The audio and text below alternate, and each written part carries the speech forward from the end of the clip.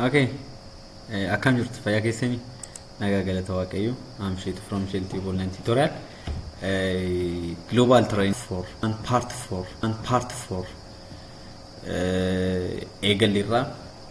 Don't forget why we have been studying still now. What we have learned in chapter 1, part 1, part 2, in part 3. In part C, we talk about power, sovereignty, the analysis of the level of the analysis of international relations. Part 4 or the last of chapter 1. Ragenyera. Who is it to subscribe, like, share, kuchunda getna. Yos nitole. Was in tole rakinaga. Was it in tolemo, commenterati on a cassis race nanjeda. Yannikisan and Anajabisa. Shelty Online Tutorial. Sena Achra Telegrammarra one gudda bufattu. Okay, I'm starting now. Chapter 1, 1.7 Theories of International Relations. Theory kun maal jedhame. Walumaan ilaalla. Theories of international relations allow us to understand and try to make what sense of what the world around us.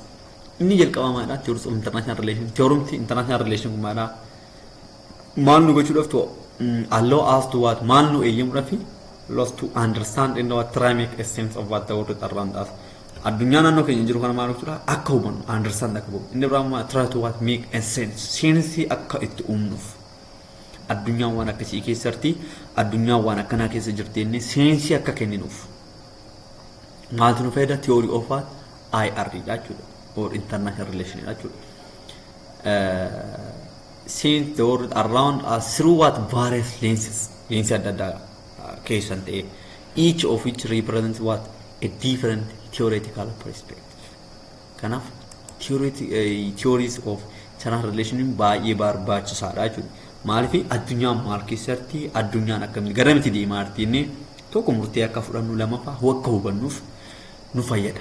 Inni biraamu it allows us to what whether it is conflict in the Middle East, the break up of what Yugoslavia, human rights violation or poverty in sub-Saharan Africa. Global interaction across national boundaries involve what variety of what actors and factors. Can you imagine? It allows us manu yamin bramu theories of international relations gumara. It allows us whether it is conflict in the Middle East. Middle East ke soliti bun sejira akayene qanu o kahubanu in bramu the break up of what Yugoslavia human rights violation mirgit alanama abiramo incham or poverty in sub-Saharan Africa. Africa ke sub-Saharan Africa ke setti bail yookaan poverty hiyyummaan gadi fageenyaan jira. Global interaction kana hundumayyuu maaldha purpose theories of what international relations jechuudha. Isa keessatti barannaa jiru waan kana hundumayyuu. Across national boundaries involve variety of factors. Okay, hence theory of international relations allows us to what sense this all. Sang armaan tarreessan hundumaa rakkoota jiran hundumaa akka ilaaluuf addunyaan kun maal keessatti ne seensa akka kun hundumaa yookaan ittiin ilaaluu dandeenyu maalaani theories of IR jechuudha. Okay, theories of IR is or international relation theory. Kinoos marata akka ilaalu fakkeecha kana mee biyya tokko hubachuu dandeessu. Amma ibsaan kun asii rafaa as keessa dukkanatu jira. Ibsaan kun isa kanarratti affect akka uumuu danda'u jira. Kanaaf maaltu ta'ee jennee seensa akka gochuu dandeenyu kan nu fayyadudha kan jedhuuf isa kanaafi 1.7.1 idealism or liberalism. Yaadota kana lamaan ilaalla idealism or liberalism. Idealism maala liberalism maala. Liberalism in IR was what referred to as a utopian theory or highly what desirable or nearly perfect. Mana liberal yaadu waan qabuuf is what in international relations was what referred to as a utopian theory jedhama, or what highly what desirable in the bra, or nearly perfect. Karamati ata gar perfect ata malin liberalism. Marx and Engels used the word utopia to what denote what unscientific social theories. Utopia means what unscientific social theories. Utopian gaafa jennu maana unscientific social theory dha jechuudha. Marx fi Engels tu fayyadame jechuudha theory kana. It is what proponents view human beings as what innately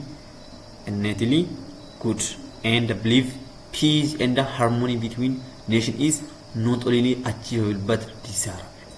Kana jechuun maala this proponent what view human beings as innately good. Namni dhalootumarraa uumamummaadha gaariidha jedhanii amanu. And what believe peace nageenya akka jirutti amanu. And what harmony between nations is not only achievable but desirable. Jaalalli uummata gidduu jiru harmony jechuun gammachuu bakka a good relationship jechuudha. Isaan gidduu jiru achieve kan goonu qofa osoo hin ta'in desirableedha. Barbaachisaadha. Achieve goonu qofa osoo hin ta'in baay'ee kan barbaachisuudha jedhanii amanu. Eenyuun warri Itoophiyaa kun jechuudha. Or unscientific social theories. Kun maadha scientifically kan mirkanaa'e miti wanti kun jechuudha. Garuu maadha dhalli namaa dhalootumaan uumamumaan gaariidha jedhamu. Eenyuun liberalism kun jechuudha. Immanuel Kant developed what the idea that states shared liberal values should have no reason for going to war against one another. Immanuel Kant mal develop kore developed the idea that what states shared liberal values should have what no reason for going to war against one another. Warroonni maala liberal value kana share godhan yookaan isa kana hubatan maala sababa ittiin lolaaf nama biraa bira deemanii hin qaban. No reason for what going to war against what one another. Warri konseptii kan hubate jechuudha. Maala namni uumamumaan gaariidha. Namni uumamumaan nageenya fiduu danda'a. Namni uumamumaan relationship isa gidduu jiru achieve kan goonu qofa osoo hin ta'in desirable warri jedhan sababa itti nama walitti bu'an hin qabanidha. US President Woodrow Wilson in his 14 points to the US Congress in 1980 for what a rebuild what world beyond what the war was to create what League of Nations. But beyond the war was what to create the League of Nations. League of Nations maal gochuudha fi create gochuudha fi jechuudha. Okay. League of Nations was what created for what the purpose of what overseeing what affairs between states and implementing maintaining international peace. Inni Brahma League of Nations was created for what purpose? League of Nations manifested. Purpose what overseeing what affairs between state and what implementing, maintaining, and what international peace. International peace yookaan immoo nageenya waliigalaa kana kan mirkaneessu akkasumaadha wantoota jira maintain gochuudha. Isaan kan hundumaa yoo kan itti fayyadamuudha League of Nations. Purpose is overseeing what affairs between what state and implementing. So League of Nations purpose is from 1990 up to 1913. The discipline was what dominated by what is referred to as liberal internationalism, that centered on what democratic governance and what institutionalized low government relation of cooperation between states. Kanaaf as guyyaa kan bara 19 haga 1930 the discipline was what dominated by what is referred to as what liberal internationalism.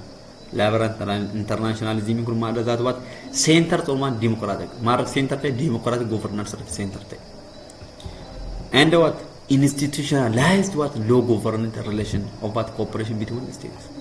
State cooperate between institutional low government seera jalatti bulu akkasuma democratic governance maalin liberal internationalism jechuudha. Okay, the two formative pillars of liberal internationalism, democracy and the free trade. The two formative pillars yookaan utuboonni lamaan kun maadha pillars of what liberal internationalism, democracy and the free trade. The two formative pillars yookaan utuboonni lamaan liberal internationalism barbaachisammaadha democracy what free trade isaan kana lameentu baay'ee barbaachisaa jechuudha democracy and free trade balance of power thinking relation between state lead to what violation balance of power kan jedhamu maadha thinking relation between state lead to what violation of international law and ultimately what to outbreak of war in 1914 balance of power in jiraate sana yookaan immoo tokko ron caala jedhee isa tokko acuucetee taana maadha relationship between state lead what to violation yookaan immoo walitti bu'iinsa tokko miidhuu jechuudha violation of what international law maadha violate ta'aa jechuudha seera sanatu cabaa jechuudha and what ultimately what the outbreak of what war in 1914 sababa waraana kanaa kan ta'e jechuudha what the violation of what international law sun maal ta'e violate gaafate jechuudha yoo seera sana cabsanii jechuudha a system of collective security was what advocated to replace antagonistic alliance system that was what League of Nations kun salvaara ilaala okay yaa maaledhanni global trend kun xiqqoo balkii waan fakkaatu fuga danda'amin viidiyoo laala kazzaan dubbisaa viidiyoo kana isheeltiyuub teeleegiraam chaanal irraa buufadhaato isas ilaala tarii baay'ee mulfaatee jedheen ta'an immoo dukkasta raafilii irra hundeebite illee ittiin koomantinaa goota rakkoon qabu hanga tokko koorsii of maasaatiif balkii waan ta'eef the league collapsed due to the outbreak of the World War II.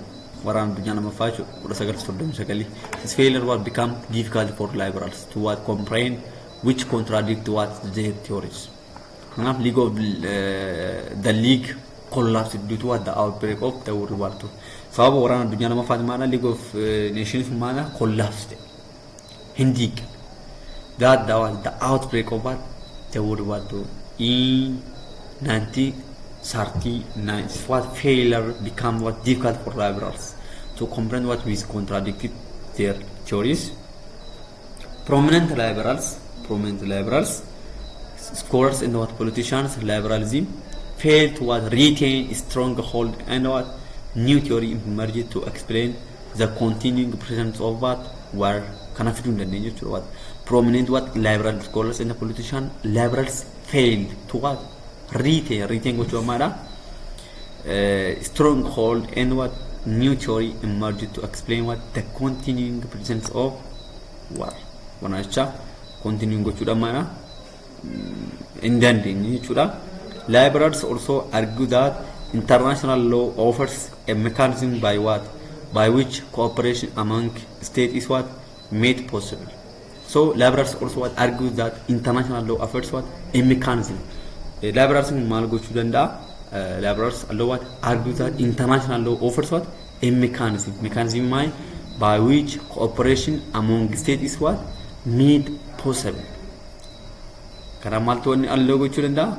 Maltu argue gochuu danda'a. Liberals argue that international law offers to a mechanism.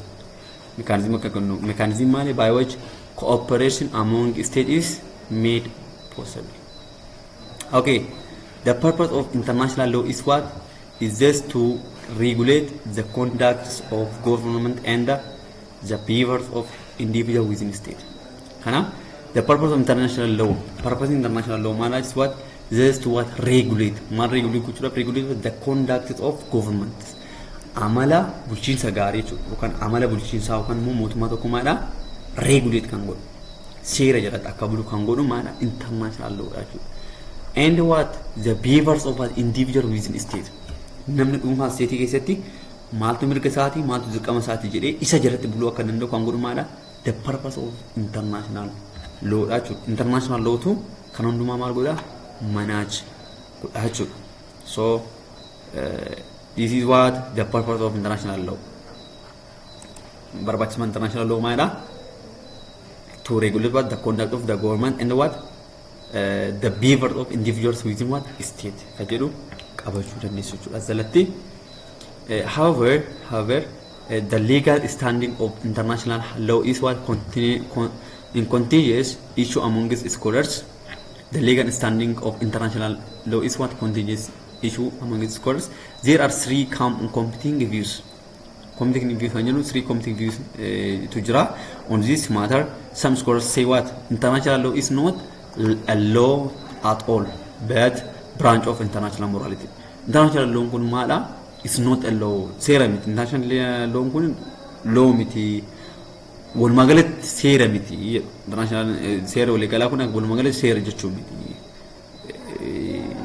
سيرة ولا كلا جتشو متي I mean that international law is not a law at all والمجالات سيرة جتشو but what a branch of what international morality branch ما international morality تيجي لأني أما it is a law in all sense of them term. It is what a matter of definition. Sound sama or magal tuma it is what a matter of definition. Definition masat male. Isakana jirchu mitiye. Okay. Three competing views. View lakum amma ilaalcha namootati ilaala. Asirratti concept kana kan nagani ilaalcha namootati waan ta'eef asirri it does nothing what beyond setting out the concerns of its constituent actors on what distribution of authority, right, and responsibility for government within what the international system. Kanaf as a result, it does nothing beyond setting out what the concerns of its actors on what distribution of authority. Authority man distribute kuchurat, akasuma right rat, okan mirgarat, and responsibility for government within what the international system. Realism ni muman agama ilal idealism gafatau. I mean, إنما لا ترمانا idealism or liberalism جنة كناب أم خلال مو realism مو مانا realism liberal internationalist replaced by realism liberal internationalist replaced by realism realism نام بكبودن دا okay E.H. Carries 20 years crisis published in 1939 ورana الدنيا لما فارت تجرا was the text which was positioned that what he called utopianism in opposition to realism. Realism naman opposition. Utopian mada namni umumma mada nama gari jedhani warrota realist what argue that value and context bound what that morality is determined by interest. Interested and determined guna male namni akkasuma akka warri idealism jedhan miti. It is centered on what the view that the international system is anarchy. International system mala anarchy. Anarchy mala katemo video jalqaba keessatti ilaaltaniirtu. That's what the lack of authority jenneerra. In the sense that it is devoid of an all-encompassing what authority. Kanaaf the sense that is what devoid what of an all-encompassing what authority. Anarchy jechuun maal jechuudha? That's what the absence of authority. So isa kana jechuun maal jechuudha? The international system what renders international law non-binding. Kana jechuun walitti kan hin dhabne jechuun non-binding inni what ultimately ineffectual in the regulation of what relation between states. Relation state gidduu jiru maal regulate kan hin goone jatuma international system renders international law non-binding and what ultimately ineffectual in the regulation of what relation between state. Jenne kaanya chuda conflict and jenumana conflict is what the hence an inevitable and a continual feature of international relation.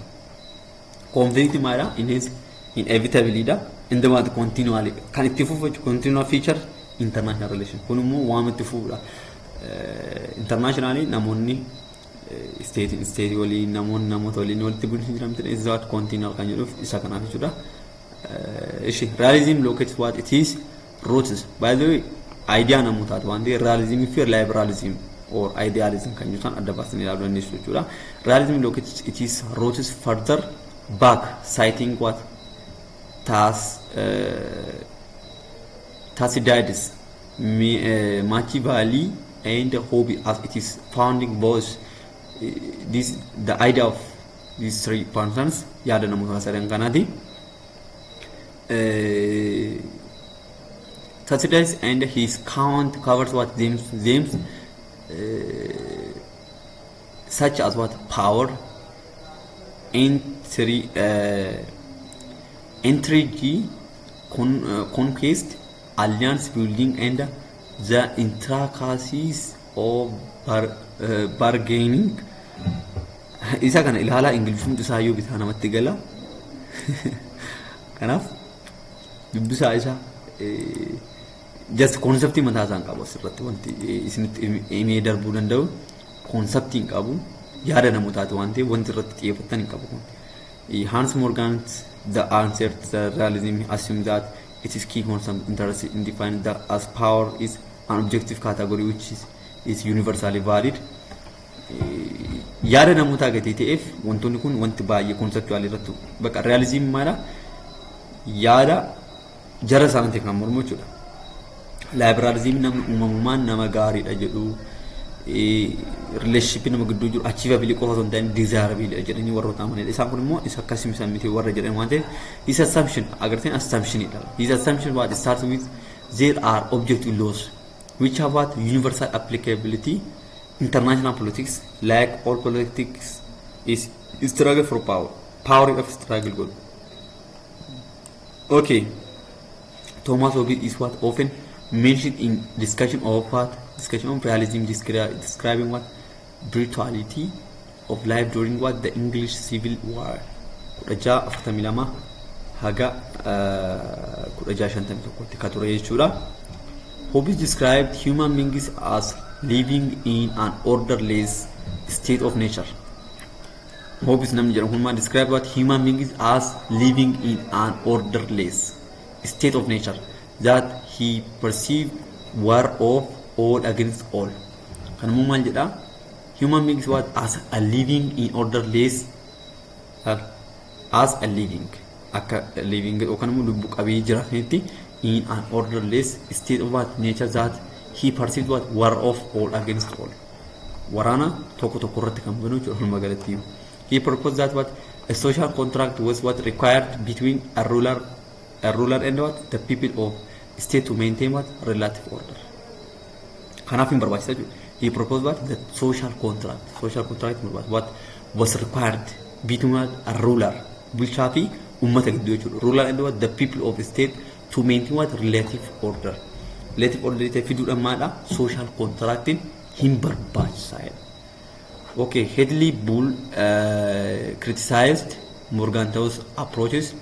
Yaada namacha kanamu Hedley Bull kan jummo immormani wal magalatiyu party kana isin akka dubbisanii isin dhiiseen darbaachu wal magalatiyu. Kanas Walters man the state the war and his later theory of international politics. Paartota kana namoonni gaafa yaada waliin morman dhiyeessanidha waan ta'eef ilaalaa too wanta gaafii isinitti ta'e hoo jiraate tarii viidiyoo kana irra deebiteen hojjettu malee gaafa jettan yaada naaf godhaa. Viidiyoo kana baay'ee isin jala dhedheerataa jira waan ta'eef koo viidiyoon dhaggeeffattan akka booriing hin taane jedheen tiyoorii namootaati nam tokko yaada nama tokko gaafa kuffisu tokko yaada nama tokko immoo gaafa kaas fakkeenyaaf Kenneth Walters man the state and the war or saka shantem sagalti kan ture kamni his later theory of international politics define a neo-realist agenda and absolutely dominated the discipline kan jedhudha. Eenyuun Kenneth Walters man namni jedhu kun jechuudha. Kaza Morganthau's realism concentrated what on the attributes and the behavior of stabilism what the international system kan jedhu. Ammas Morganthau realism dha jechuudha wanti yaadichi kun kanaaf namoota irratti deemanii waliin mormii yaada waliin gaafa kaasanidha. One central area that okay, I mean I'm here. Okay, one central area that sets realism and liberalism apart is what how they view human nature. Wal magalatti isaan kana inti adabaamu maadha. Realism and liberalism apart is what how they view human akkamti ilaalanidha. Wal magalatu conceptii wanni kana hona isinitti himama wal magalatti conceptiin asitti pointii kana qabada. The concept of what realism and the idealism kajedhu kana maadhaani isaan lachanii kan adabaasnu dhala namaa akkamti ilaalu. Human nature how they view human nature akkamti ilaalu. Idealism namni uumamaadha gaariidha jedhu unscientifical waan ta'eef yookaan utopiyaanii waan ta'eef idea isaanii akkas realistic immoo realists do not what believe that human beings are inherently good. Agartanii opposite yaada walii isaaniitiif faalladha jechuudha. asittumoo gonni gaafa galchisan maadha inherently human being is good jedhu eenyuun idealism or have what the potential for good as rebels do for have what the potential for good as what rebels do rebels in maadha potential for good gaarre kan jedhan rebels yoo gaafa ta'u liberals gaafa ta'u inherently human being is not good warri jedhan immoo eenyuudha realistic ta'u jechuudha kanaaf walii isaanii maana opposite the main concept of this part is what this one they claim individual act in what their own self interest and what selfish maal jedhu they claim what individual act in their own hundumti maana akka dhimma mataa isaatiif deemu maleedha self interest and selfish kana self interest and selfish dhimma mataa waroof jaalatudha ofii isaatiif jedhu malee namni uumamumaan gaarii miti jedhu eenyuun realist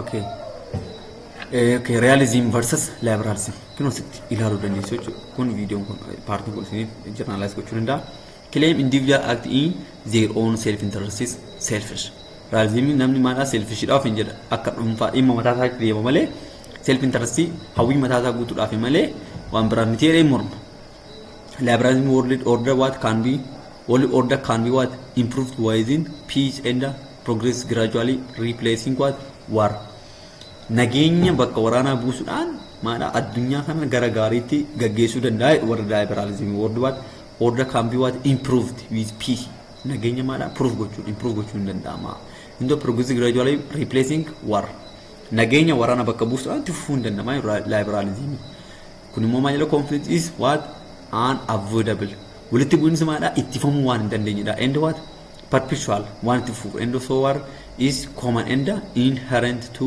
humankind kanaaf waraanni maadha commonidha akkasuma immoo nama wajjin kan dhalateedha kan barbaachisuudha bakka waraanni jira adda ba'uu hin danda'u adda cituu hin danda'u all politics is struggle for power jedha siyaasni hundumtii warroonni siyaasa hundumtii aangoodhaaf wal waraanudha the world appears to be one of domination by what realist lens kanaaf the world appears to what be one of what domination by what realist lens na ilaalamti maaliin addunyaa tunee so tend to dismiss optimism instead they arrive at a more pessimistic view kanaaf jarri kun maal jedhu jara kanaaf opposite waraanni nam uumamaan selfishidha akkasuma waraanni hin barbaachisu commonidha waan ta'eef maana waraana fayyadamee waan hunduma godhu enda waan namni kamiyyuu aangoodhaaf walitti bu'a aangoodhaaf wal lolaa yaada morgaantoo jechuudha and the world appears to be one of what domination by what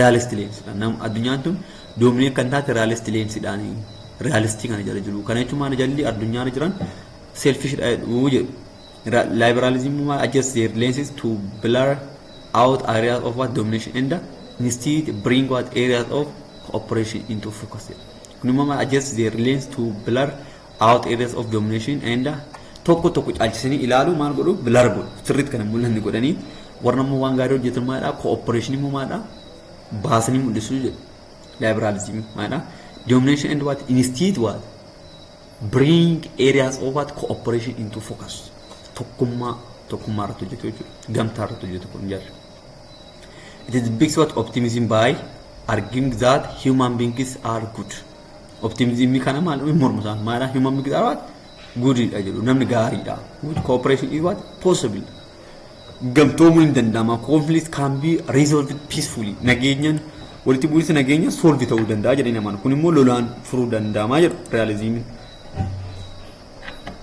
okay both liberalism and the realism consider what the state to be what the dominant actor in international relations jarri lachanu maadha state what the dominant actor in international relations akka ta'e maal jedhu consider godhanii haasawa both liberalism and realism consider what state to be what the dominant actor in international relations kanaaf waa'ee jara kan lamaanii gaafa haasofnu state maala actoridha jechuudha also liberalism does add role for what non-state actors such as international organization liberalism man ndaballe does not add no although liberalism does add what role for non-state wartaniif maadha role dabalera role for non-state actors such as international organization amala wani dabalera role dabalera liberalism argues that organizations are valuable in assisting what state in formulating decision and what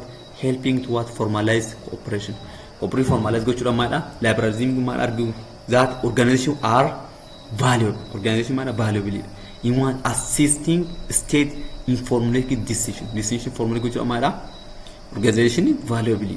Organized on tokkummaan hin barbaachisa. Helping to formalize cooperation. Cooperation maadha formalize gochudha maadha hin barbaachisa. Realism immoo maal jedha?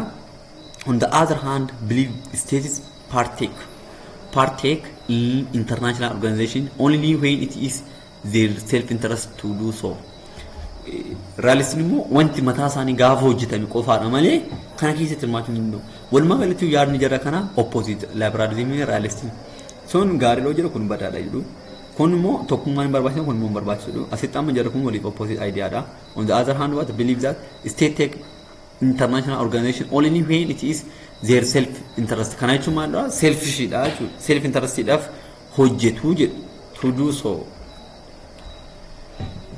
Okay.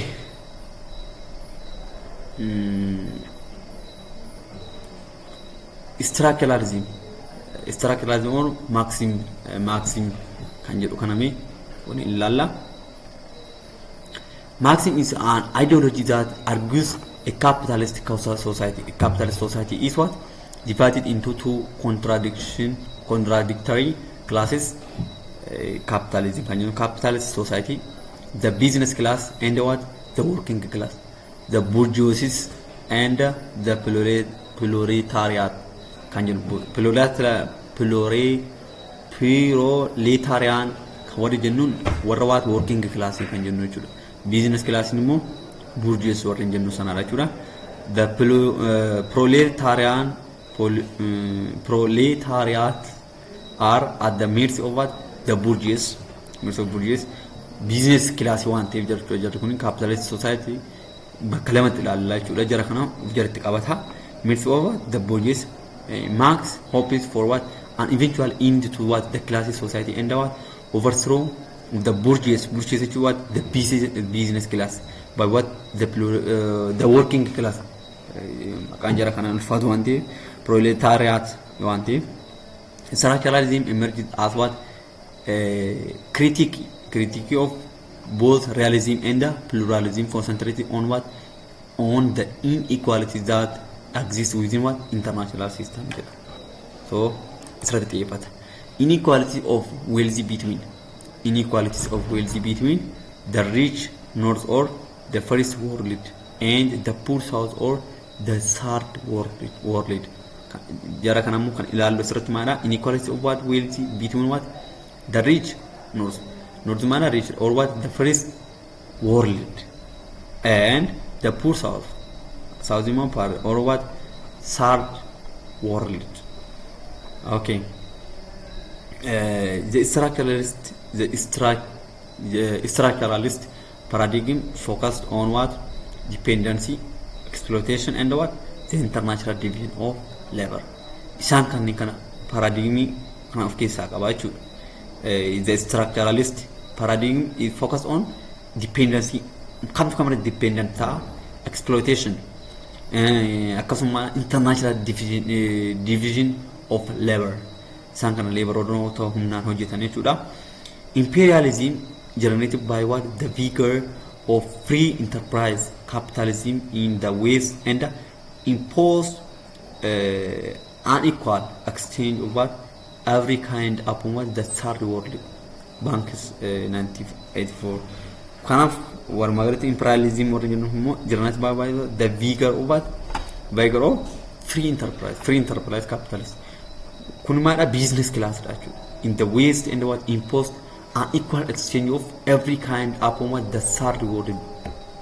Kanaaf ni kun maadha business class. The basis of inequality was the capitalist system which acquired benefit towards some while causing unequal exchange relation of the vast majority of others. The writers of this theory were Andre Gunther Frank, Samir Amin and Emmanuel Wilson. Theory da. Okay. Constructivism.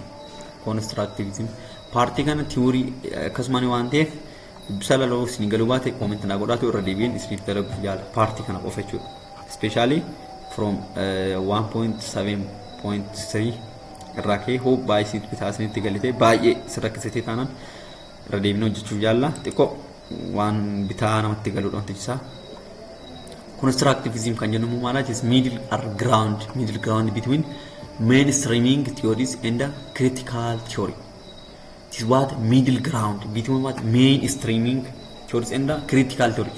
Wal magaltu mala mainstreaming theory fi critical theory fi sakap man constructivism ni jennu ko. They highlight what the importance of values and the shared interests between individuals. Mana highlighting the importance of values.